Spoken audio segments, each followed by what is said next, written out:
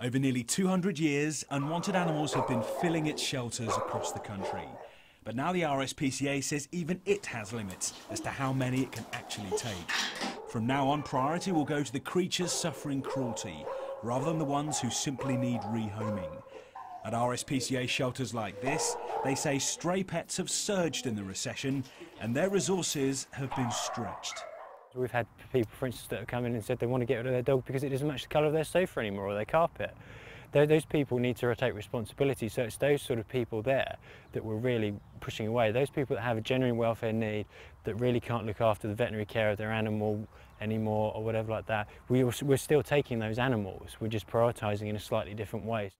The RSPCA's most recent figures show they had to deal with more than 11,000 dumped pets in 2008, an increase of 58% on the previous year.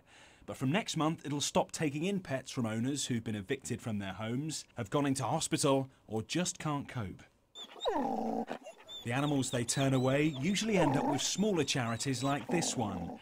The Retreat in Kent says it's been deluged with dogs ever since the RSPCA started tightening up its rules. Some days you may have about 6 or 7 people turning up not wanting their dogs. So, I mean, it's an extra strain for us if the other charities are not doing their, what people pay in the pot for them to do. And you've been inundated at certain times? Oh, absolutely. I mean, this year alone, we've seen a massive increase in dogs coming to the centre. This pair have just been taken in by the RSPCA after they were found abandoned. But the charity refutes suggestions the new rules mean more pets will be dumped or put down, or that cost-cutting will come before care. Julian Drucker, 5 News.